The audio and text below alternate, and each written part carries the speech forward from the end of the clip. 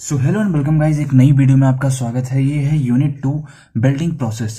ठीक है, इसमें हम बात करेंगे बहुत इंपॉर्टेंट टॉपिक्स की, तो आप उनको अच्छे से करके जाना और ज़्यादातर चांसेस हैं कि उसी में से आपका एक क्वेश्चन आ जाए। ठीक है, SMAW shielded metal arc welding, जिसे मैनुअल मेटल आर्क वेल्डिंग कहते हैं, ये बहुत ही ज़्यादा कॉमन है और ये जो होती है जनरली जो आप देखते हो ये वही होती है। ठीक है, मैनुअल मेटल आर्क वेल्डिंग। इसमें देखो क्या होता है, फिगर से समझते हैं। फिगर क्या आपका, ये वर्क पीस है, देखो ये वर्क पीस है। ठीक है, जहां पे हमें वेल्ड करना है और ये वर्क पीस हमारा कनेक्टेड है पावर सोर्स से। और ये एक पावर सोर्स का एक और पॉइंट, एक और टर्मिनल किससे कनेक्टेड है, इलेक्ट्रोड से। इलेक्ट्रोड ये है, इलेक्ट्रोड ये होल्डर है और ये जो है फ्लक्स है। फ्लक्स की एक कोटिंग है हमारे इस पर्टिकुलर चीज के पास। ठीक, पर्टिकुलर इलेक्ट्रोड के किनारे किनारे फ्लक्स की कोटिंग है। ये हमारा इलेक्ट्रोड है और जब हम यहां से पावर सोर्स ऑन करते हैं और जब इसको टच कराते हैं तो देखो क्या होता है, ये जो फ्लक्स है आपका, ये जो फ्लक्स है ये इधर इकट्ठा होने लगता है। ठीक है, ये सील्डिंग ऑफ फ्लक्स है पूरी, देखो ये सील्डिंग ऑफ फ्लक्स है। और ये जो सील्डेड गैस है, ठीक है, ये सील्डेड गैस जो है ये प्रिवेंट करती हैं ऑक्साइड ना फॉर्म हो। तो वही चीज है यहाँ पे। और ये जो स्लैग है आपका, स्लैग की लेयर दिख रही है डार्क वाली, ये स्लैग बाद में फॉर्म होता है। जब आप ये करना स्टार्ट करते हो तो एक स्लैग की लेयर फॉर्म हो जाती है, स्लैग को हटाना पड़ता है। स्लैग एक इम्प्योरिटी होती है। ठीक, स्लैग में LAG लगा है बाद में।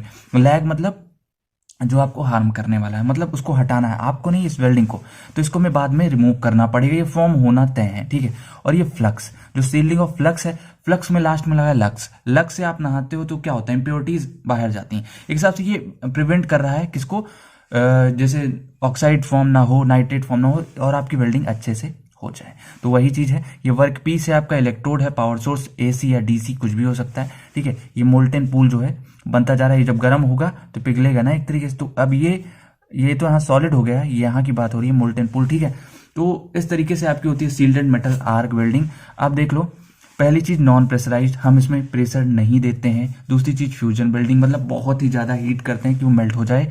और तीसरा आर्क इनिशिएशन। आर्क इनिशिएशन कैसे होता है, या तो आप इसे टच कराइए या फिर दूर से ही हो सकता है, अगर आप कोई ऊल वगैरह उसमें लगा दो तो। ठीक है, अब देखो 2/3 आपकी हीट जनरेट होती है और 1/3 heat generation.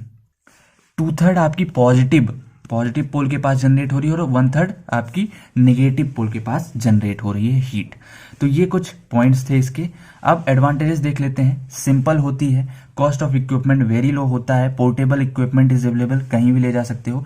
High deposition and penetration any position, मतलब या तो आप हॉरिजॉन्टल, वर्टिकल, फ्लैट और इंक्लाइन किसी भी पोजीशन पे आप वेल्डिंग कर सकते हो। डिसएडवांटेजेस क्या होते हैं, स्लो प्रोसेस होता है as compared to MIG, different materials can't be welded, metal transfer not so clear. ठीक है, एप्लीकेशंस की बात करें तो सिव वेल्डिंग और construction work, pipes and penstocks joining. अब देखो एक चीज बता दूं आपको, एडवांटेजेस ज्यादातर कॉमन है, डिसएडवांटेजेस ज्यादातर कॉमन है और एप्लीकेशंस भी आपके सिव वेल्डिंग, कंस्ट्रक्शन वर्क आप लगा सकते हो, समझे।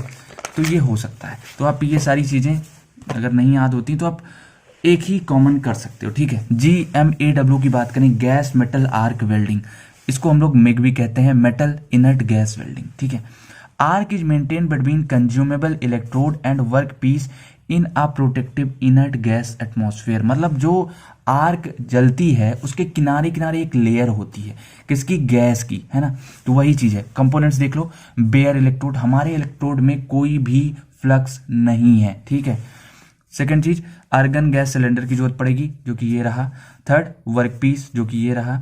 और फोर्थ, DC पावर सप्लाई। ठीक है, अब देखते हैं कैसे होती है प्रोसेस। देखो ये हमारे पास इलेक्ट्रोड है, ठीक है, ये इलेक्ट्रोड देखो यहां से आया और ये रहा इलेक्ट्रोड निकला। ठीक है, इलेक्ट्रोड जलेगा, ठीक है, वो पिघल पिघल के नीचे गिरने वाला है। ये आपकी गैस सील है। गैस सील किसकी, यहां से हमने सिलेंडर को कनेक्ट कर रखा है। ये सिलेंडर यहाँ पे अच्छा सिलेंडर है, इसी को हमने यहां से उठा के यहाँ कनेक्ट किया और ये कनेक्टेड है किससे, सील्डिंग गैस वाले से। तो सील्डिंग गैस आपकी इधर से भी निकलेगी, उधर से भी निकलेगी, तो दोनों साइड से आपकी सील्डिंग गैस निकलने वाली है।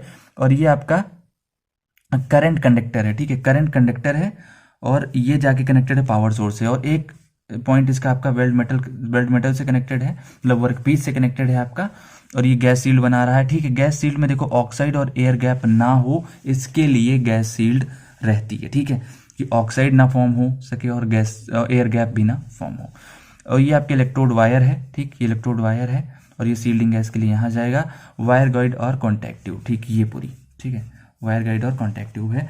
तो समझ गए आप, आई थिंक सो, क्योंकि ये जो है ये आपका रोल करता रहेगा और ये आगे बढ़ता रहेगा वायर इलेक्ट्रोड, ठीक है।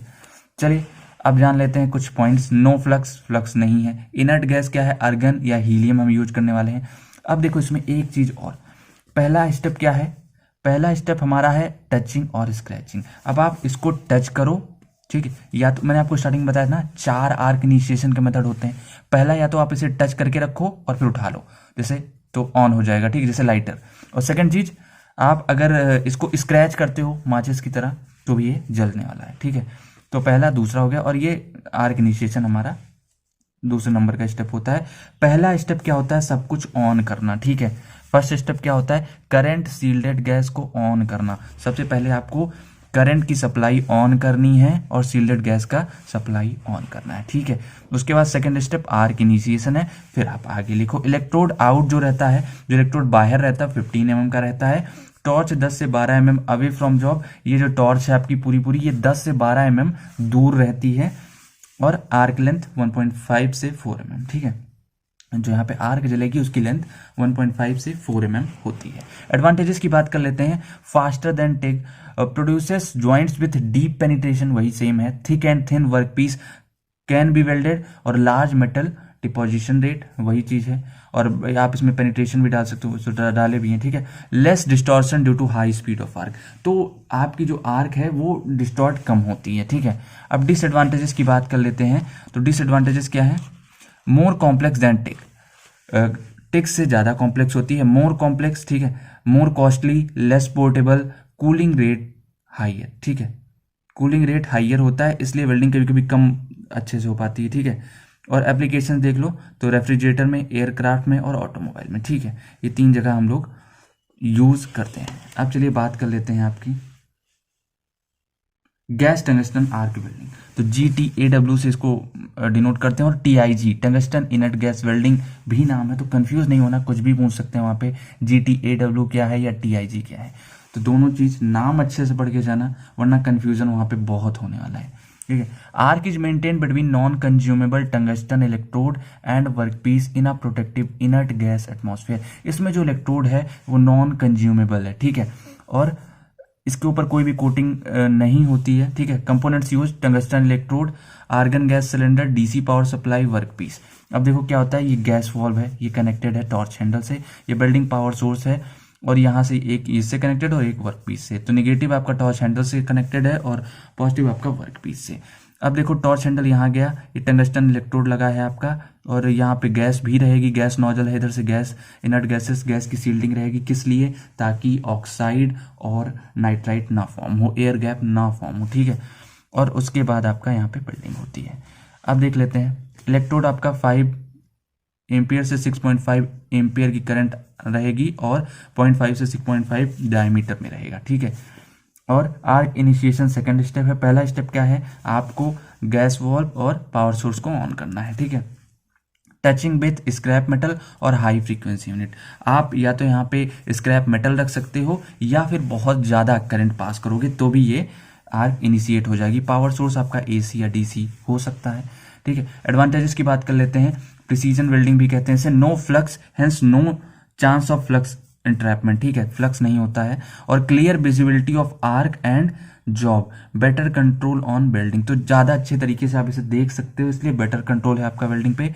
Suitable for high quality build of thin materials, thin materials के लिए बहुत ही अच्छा होता है। Very good process for ferrous metal and stainless steel, तो उनके लिए बहुत ही अच्छा होता है, उनको कम इफेक्ट करता है उनके डिजाइन को भी। डिसएडवांटेजेस की बात कर लेते हैं। इक्विपमेंट कॉस्ट आर हाइयर, तो इसके जो इक्विपमेंट होते हैं बहुत ज्यादा हाई कॉस्ट होती है उनकी। Under same applications make faster than TIG, तो थोड़ा सा स्लो प्रोसेस होता है मिक्स से, ठीक है। और अब बात कर लेते हैं प्रिसीजन, तो precision welding is in atomic energy, ये आपका एप्लीकेशन, ठीक है। तो देखो एप्लीकेशन भी अधिकतर सेम है, जैसे एयरक्राफ्ट में हो गया या फिर शिप में आप लगा सकते हो। Atomic energy, chemical, rocket motor, chamber, fabrication in launch vehicles, और वेल्डिंग एल्युमिनियम, मैग्नीशियम, कॉपर और निकल, इन चारों की भी वेल्डिंग में यूज होती है। और अब बात कर लेते हैं आपके सबमर्ज्ड आर्क वेल्डिंग की। सबमर्ज्ड मतलब होता है डूबना, जैसे आप कहते हो I am submerged in your love, जैसे बोलते नहीं होगे, ठीक है। सबमर्ज्ड का मतलब होता है डूबना।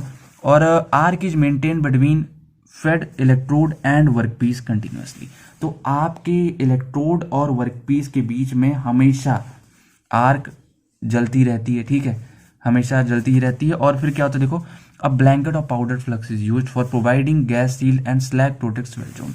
देखो इसमें क्या होता है, इधर से आपका ये जो दिख रहा है आपको, ये आपका है एक ग्रेनुलेटेड फ्लक्स का ब्लैंकेट, जो कि यहाँ पे ये पूरा बिछा देता है। इसकी वीडियो में लिंक में दे दूंगा, आप प्रैक्टिकल देखोगे तो जल्दी समझ जाओगे, ठीक है। ये बिछाता जाता है और ये अंदर वायर रेल से हमारा इलेक्ट्रोड लटका हुआ है और ये वेल्डिंग करता जाता है, ठीक है, वेल्डिंग करता जाता है और ये आगे जाता है। और ये जो है फ्लक्स रिकवरी ट्यूब है, जैसे थोड़ा फ्लक्स अगर बच गया इस पर तो उसको ये रिकवर करता है, जैसे वैक्यूम क्लीनर करता है। और ये आगे बढ़ता रहता है और ये सारे उसको ग्रेन्यूल्स को अंदर लेता रहता है, ठीक है। और ये आपका स्लैग फॉर्म हो रहा है, स्लैग तो फॉर्म होना तय है, ठीक है। और क्योंकि जहां फ्लक्स वहां स्लैग, ठीक है, जहां फ्लक्स वहां स्लैग, और स्लैग को बाद में हटाना पड़ेगा आपको। तो यही चीज है। अब बात कर लेते हैं इसकी और, तो सेमी ऑटोमेटिक और ऑटोमेटिक, आधा ऑटोमेटिक कह सकते हो, आदमी की जरूरत पड़े, या फिर पूरा पूरा ऑटोमेटिक भी हो सकता है। एडवांटेजेस की बात करते हैं, high current flow, better weld deep penetration, same है सारे उसमें, हाई वेल्डिंग स्पीड और high metal deposition rate, welding carried out without sparks, smoke, flash और स्पैटर। तो इसका सबसे बड़ा एडवांटेज है क्योंकि ये सबमर्ज्ड है, दिखाई नहीं देती है, इसलिए स्पार्क नहीं होता, स्मोक नहीं होता, फ्लैश और स्पैटर नहीं होता। अब बात कर लेते हैं डिसएडवांटेजेस की, not very portable, second limited to steel और stainless steel nickel based alloys, third requires flux handling system, और fourth application fabrication of pipes, penstocks, pressure vessels, ship building, automotive और rebuilding of worn out parts, ठीक है। तो ये कुछ आपके advantages भी हो गए। सबमर्ज्ड आर्क वेल्डिंग यहीं पे खत्म करते हैं। अब रेजिस्टेंस वेल्डिंग की बात करते हैं, तो joining metal pieces together by raising the temperature of the pieces to about fusion point and applying a mechanical pressure to join them, ठीक है। इनके जो टेम्परेचर देखो, रेजिस्टेंस वेल्डिंग में क्या है, आपको जो दो आपके वर्क पीस हैं उनका टेम्परेचर इतना ज्यादा हाई करना है कि वो एक अपने फ्यूजन पॉइंट तक पहुंच जाए, ठीक है। फ्यूजन पॉइंट पे पहुंच जाएंगे और तब आप उन पे मैकेनिकल प्रेशर लगाओगे और उनको ज्वाइन कर दोगे, ये चीज है। AC is used for this building. और ये देखो, ये दो पीसेस हैं आपके वर्क पीस, इनको आप हीट करोगे, हीट करने के बाद रेजिस्टेंस जनरेट होगा और टेम्परेचर कहाँ रहेगा, फ्यूजन पॉइंट पे, फिर आप मैकेनिकल प्रेशर लगाओगे और हो जाएगा। पर हीट जनरेशन क्या है, हीट जनरेशन का फॉर्मूला होता है I2RT के, तो के आप लगाओ चाहे ना लगाओ वो भी चल जाएगा। देखो अब एक्चुअल में होता क्या है, ये आपकी पीस है, ये आपका पीस, जब आप इसको पास में लाओगे, मतलब पहले इनको गर्म करना है, उसके बाद मैकेनिकल प्रेशर से इनको पास में लाना है, पास में लाओगे तो ये ज्वाइन हो जाएंगे, ठीक है। और जहां पे स्पॉट रहेगा वहां पे ज्वाइन हो जाएंगे। अब देखो इसका फिगर देख लेते हैं, ये आपका ट्रांसफार्मर है, ठीक है, ये एसी लाइन है, इधर आपकी प्राइमरी, इधर सेकेंडरी है। तो सेकेंडरी आपकी कनेक्टेड है किससे, कॉपर इलेक्ट्रोड से, जो कि मूव कर सकता है, ये इधर उधर जा सकता है। मगर नीचे देखा जाए तो ये स्टैटिक है, ये यहीं रहेगा, बल्कि ऊपर वाला इधर इधर जा सकता है, ठीक है। अब इसके बीच में हमने क्या रखा, दो प्लेट्स रखी अपनी। अब इनको हीट करना स्टार्ट किए, जब हीट करेंगे, देखो इस पे कनेक्टेड है तो ये हीट करना स्टार्ट किए, और जैसे ही एक पॉइंट तक, ये अपने कौन से पॉइंट तक, फ्यूजन पॉइंट तक हीट हो जाएंगी, वैसे ही हम लोग ये दोनों मैकेनिकल प्रेशर्स लगाएंगे और ये फिर ज्वाइन हो जाएगा, हमारा ये ज्वाइन हो चुका होगा। अभी 4 तरीके की होती है रेजिस्टेंस बिल्डिंग, 4 या 5 तरीके की, ठीक है, 5 तरीके की। तो पहला स्पॉट बिल्डिंग, स्पॉट बिल्डिंग आपका वही जो आपने ऊपर देखा, एक स्पॉट होगा इसमें, देखो, ठीक है। और ऑटोमोटिव, रेल, एरोस्पेस में हम लोग इसको यूज करते हैं, ठीक। अब बात करते हैं सीम बिल्डिंग की। तो सीम बिल्डिंग में आपका कुछ ऐसा स्ट्रक्चर होगा, ये आपका मूवेबल होगा, ये सर्कुलेट करेंगे, मतलब रेगुलेट करते रहेंगे, सर्कल मोशन में घूमते रहेंगे, ये भी घूमता रहेगा, और हम इसमें अपनी सीट्स को ले आके रखेंगे। जब सीट्स को लाके रखेंगे तो जब ये दोनों मूव करेगा, देखो प्लेट्स हमारी पहले यहाँ रहेंगी, ठीक है, फिर ऐसे ऐसे मूव करते करते वहां चली गई, तो ये जो हमारी वेल्डिंग हो चुकी है, ठीक है। तो वही चीज है यहाँ पे, हमारे इलेक्ट्रोड किस फॉर्म में हो गए, रोटेटिंग फॉर्म में। ये कहाँ होता है, टिन कैन, स्टील ड्रम बनाने में, गैस और फ्लूइड टाइट ज्वाइंट्स बनाने में। बट बिल्डिंग की बात कर लें तो ये पाइप और फ्रेमवर्क फ्लंजेस में यूज की जाती है। बट बिल्डिंग में क्या होता है, देखो बट बिल्डिंग में आपका ये आपके क्लैम्प्स हो गए, ठीक है, ये फिक्स होता है, ये मूवेबल होता है, ये फिक्स होता है और ये मूवेबल होता है, तो ये यहीं रहेगा, मूवेबल वाला इधर उधर आ जा सकता है, ठीक है। और ये ट्रांसफार्मर से कनेक्टेड होते हैं। बीच में हमने प्लेट्स रखी, ठीक है। प्लेट्स रखने के बाद उनको हीट करेंगे और फिर उनको ज्वाइन कर देंगे इसी तरीके से, ठीक है। Join then current. अब इसमें एक चीज याद रखना, सबसे पहले क्या करते हैं हम इसमें ज्वाइन करते हैं। प्लेट्स हमारी रखी हुई हैं और इधर से ये आएगा, ये आएगा, इसको ज्वाइन करेगा। ज्वाइन करने के बाद हम करंट ऑन करेंगे और फिर प्रोसेस होगा। मगर इसी का उल्टा जो होता है वो होता है हमारा फ्लैश बिल्डिंग। फ्लैश बिल्डिंग में क्या करते हैं हम लोग, पहले करंट ऑन करते हैं फिर इसको और इसको पास में ले जाते हैं, समझे, वही चीज है। फ्लैश बिल्डिंग हमारा रेल और पाइप्स में यूज होता है, ठीक है। सबसे पहले करंट ऑन करते हैं फिर ज्वाइन करते हैं, इसमें ज्वाइन करते हैं फिर करंट ऑन करते हैं, ठीक। ये मेन डिफरेंस होता है। बाकी सारी प्रोसेस ऊपर वाले की तरह सेम है, सारे डायग्राम भी आपके सेम है। बस यहाँ पे यही दो चीजें आपको लगानी है, यहाँ पे ये लगाना है और यहाँ पे वो लगाना है, ठीक है। बाकी सारे आपके प्रोसेस सेम है, बस यही चीज इतना पोर्शन अलग है, ठीक है। तो इनको आप लगा लेना मेन डायग्राम में। और प्रोजेक्शन बिल्डिंग की बात कर लेते हैं। प्रोजेक्शन बिल्डिंग में क्या रहता है, आपके क्लैंप्स हैं, ठीक है। तो इसमें आपका दोनों फिक्स रहते हैं। ये इनमें पहले से ही वो प्रॉपर डिजाइन्स बनी होती हैं जहां जहां पे बिल्डिंग होनी रहती है, ठीक है। देखो इसमें 3 बने हैं और जब आप इसको हीट करोगे और इनको पास में ले जाओगे तो ये 3 जगह अपना वेल्डिंग कर देगा, ठीक है। इसको पढ़ने के लिए 2.13 अच्छे से पढ़ लेना। ऑटोमोबाइल, ऑटोमोबाइल इंडस्ट्री और ज्वाइनिंग नट बोल्ट्स, ठीक है। तो ये कुछ इसके एप्लीकेशंस हैं। अब बात कर लेते हैं 3 वेल्डिंग और हैं जो कि बहुत इंपॉर्टेंट है। अंडर वाटर वेल्डिंग, ठीक है। अंडर वाटर वेल्डिंग का मतलब हुआ पानी के अंदर जो वेल्डिंग होती है। उसमें क्या होता है, आपके इलेक्ट्रोड होते हैं, वर्कपीस होती है और ये नाइफ होती है, ठीक है। नाइफ स्विच होती है। तो नाइफ स्विच तब ऑन की जाती है जब अंदर वेल्डर जो रहता है, मतलब पूरा sky diver type, sorry diving type का पूरा पूरा जो उसका ड्रेस रहता है, ठीक है, वाटर डाइवर का, तो वो पहन के अंदर जाता है। अंदर जाने के बाद वो अपने कंपेनियंस को कॉल करता है कि हाँ अब ऑन कर दो, तो वो इसको ज्वाइन कर देते हैं और करंट फ्लो होना स्टार्ट हो जाता है। मगर एक चीज आपको ध्यान रखना, 2.32 जरूर पढ़ना। उसके बाद आपको एक चीज ध्यान रखना है कि इलेक्ट्रोड आपका बहुत ही अच्छे तरीके से इंसुलेटेड होना चाहिए, क्योंकि पानी है, पानी गुड कंडक्टर ऑफ इलेक्ट्रिसिटी है। अगर पानी में इलेक्ट्रिसिटी चली गई तो आपका वेल्डर नहीं बचेगा, ठीक है। उसके लिए हम उसको भी ड्रेस पहना के भेजते हैं, ठीक है। तो उसको भी, और उसके साथ साथ जो हमारा वर्क पीस है वो भी हमारा फुल्ली इंसुलेटेड होना चाहिए एक तरीके से, मतलब नीचे जहां पे वेल्ड होना है वहां नहीं। और जो हमारी केबल्स हैं वो भी फुल्ली इंसुलेटेड होनी चाहिए, ठीक है। और इसमें जब इसको हम वेल्डिंग करेंगे तो गैसेस निकलेंगी। गैसेस कौन कौन सी होंगी, हाइड्रोजन, CO2 और कार्बन मोनोऑक्साइड, ठीक है। वर्कपीस पे हमारा पॉजिटिव चार्ज रहता है, इलेक्ट्रोड पे हमारा नेगेटिव चार्ज रहता है। तो ये कुछ आपका हो जाएगा अंडर वाटर बिल्डिंग। इसको पढ़ने के लिए 2.32 पढ़ना आपका क्लियर हो जाएगा, ठीक है। अब एक्सप्लोजिव बिल्डिंग की बात कर लेते हैं। एक्सप्लोजिव बिल्डिंग में क्या है, आपका एक एक्सप्लोजिव रखा जाता है, ठीक है, वर्कपीस के ऊपर, जो 2 मेटल्स को ज्वाइन करना होता है। ये आपका बेस मेटल है और ये अमोनियम नाइट्रेट बेस है, ठीक है। ये क्लैडिंग है, ये स्टैंड ऑफ डिस्टेंस है। इसमें जब एक्सप्लोजिव रखेंगे तो वो एकदम हाई स्पीड से, हाई प्रेशर से जब ब्लास्ट होकर वो ऊपर जाएगा और ये इसको ज्वाइन करेगा, ठीक है। ये वेपर के फॉर्म में ऊपर चला जाएगा और प्रेशर आपका नीचे आता जाएगा और जो इसके बीच में एयर होगी, हीटेड एयर होगी, वो बाहर निकल आएगी, ठीक है। तो इस तरीके से हमारी ये वेल्डिंग होती है, एक्सप्लोजिव वेल्डिंग। तो इसको भी पढ़ लेना, इसकी नोट्स नहीं है। लेजर बीम वेल्डिंग, देखो ये समझ लोगे तो वहां आप अच्छे से लिख सकते हो, ठीक है। लेजर बीम वेल्डिंग को आप अच्छे से पढ़ना, 2.22 है। बट यहाँ पे देख लो, जैसे आपका सन है ना, आपने वो वाला गेम तो खेला ही होगा कि वो जो लेंस होता है आप लगा के रख देते हो और कागज जलने लगता है। वही चीज यहाँ पे यूज होती है। जो सन की रेज होती हैं वो आप एक लेंस पे फोकस करके एक पेपर के सामने रखते हो और वो पेपर जलने लगता है। यहाँ पे हम लोग लेजर की रेज का यूज करेंगे और एक बीच में लेंस रखेंगे, उसको अपने वर्क पीस के ऊपर कर देंगे और फिर थोड़ी देर के बाद वो हीट हो जाएगा और फिर हम प्रॉपरली अपना वेल्डिंग कर सकते हैं इलेक्ट्रोड की मदद से, ठीक है। तो कुछ इतना ही था आपके इस यूनिट में, और इतनी सारी वेल्डिंग्स देख लेना, इनमें से 2 वेल्डिंग तो आनी है, ठीक है। अब वेल्डिंग ऑटोमेशन की बात कर लेते हैं। तो वेल्डर जो होता है वो क्या क्या करता है, फिजिकल फंक्शन करता है, मतलब पकड़ता है, मस्कुलर पावर देता है उसे, और दूसरा प्रोग्रामिंग करता है कि कब कहाँ कैसे हम लोग वेल्डिंग करने वाले हैं। तीसरा क्या है, कंट्रोल, ठीक है। तो ये 3 चीज करता है। मगर अब इंसान के पास होता है दिमाग, मतलब अगर कहीं पे भी कोई प्रॉब्लम हो रही है, फीलिंग्स होती हैं, right.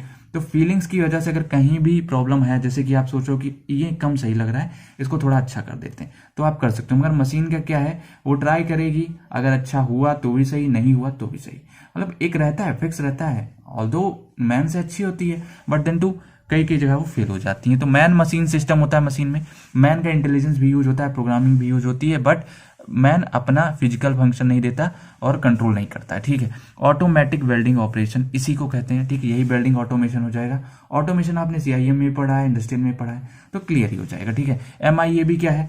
Magnetically impelled arc butt, ठीक है, solid state welding process. Second, involve rotation of arc, single shot process, fully automated, simpler and less expensive और use in power, defence, oil and gas sector. तो इसके कुछ applications हैं, अब देख लेते हैं।